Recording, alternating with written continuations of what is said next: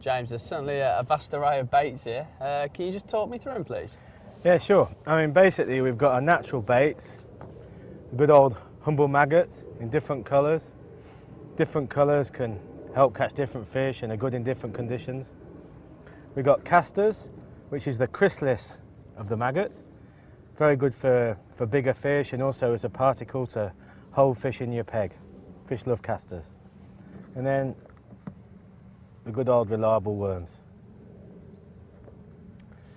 Now, on lakes such as this, supermarket baits and bigger baits have become really, really popular. So, baits like sweet corn, you just wouldn't fish a lake without taking sweet corn any time of the year. Luncheon meat, obviously cut into different size cubes, can be very, very effective, especially for carp. And now the modern baits, such as these soft pellets, which can be used on the hook, and paste that can be used in conjunction with different pellets and different styles of fishing on modern lakes. Very, very successful. And then finally the actual pellets.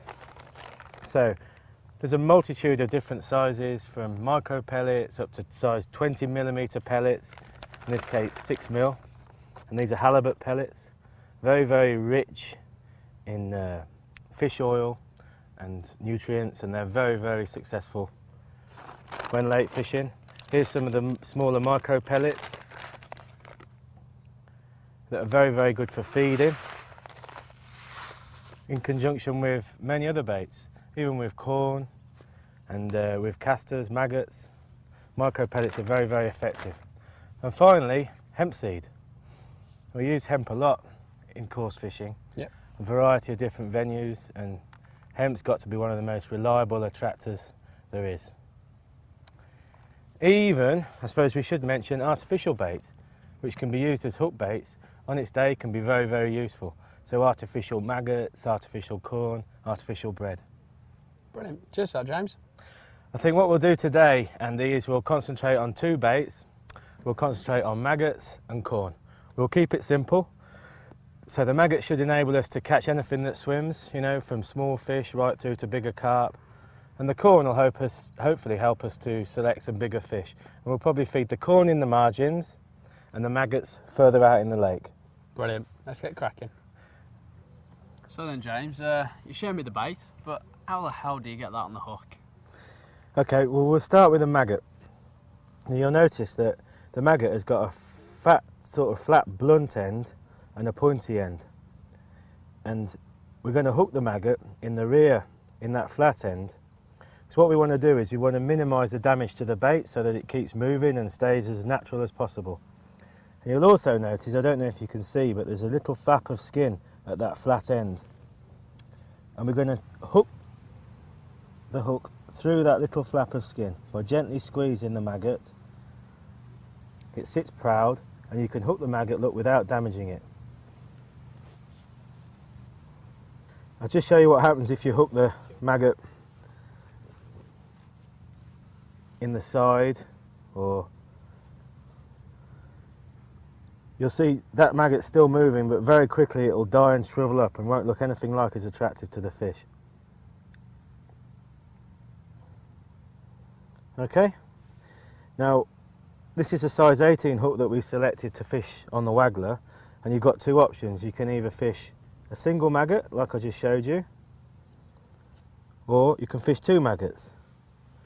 Now there's two ways of doing this. One is to hook them both the same. Now if you're not casting too far and retrieving too far, that's absolutely fine. But what you might want to do if you're casting bigger distances and retrieving, to help reduce line twist, is to hook the other one in the very pointed end. If you very gently hook that in the pointed end, you'll see that you've got both maggots acting very naturally, but they won't mask the hook as much and they won't spin up when you're retrieving it. So that's quite a good tip when you're fishing with a double maggot. I think most of the time when you're fishing on lakes like this, 1 or 2 maggots is absolutely spot on. If you were using a bigger hook like a size 12, then you'd want to put 3 or 4 maggots on to cover the hook up. but we'll stick to an 18 to start with, and I think we'll try a single maggot. Brilliant. So then, James, you showed me how to hook the maggot onto the hook. Can you show me how to do the sweet corn, mate? Yeah, no worries, Andy. As you can see from this tin of sweet corn, there's different sized sweet corn kernels, and it's a good idea to match the correct size to your hook. In this case, I'm using a size 14, so I'm going to select a nice, juicy, medium-sized piece. And I like to hook my corn in two ways.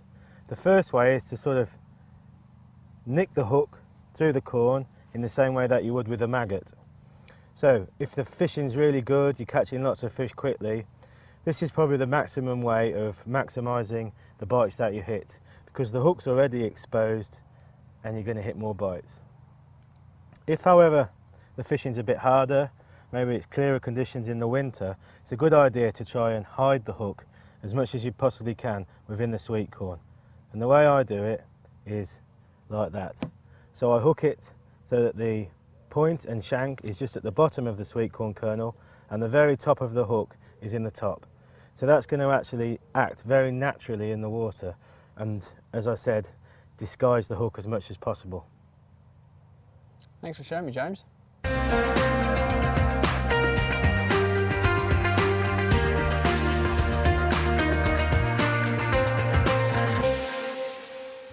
Now I'm hooked on fishing.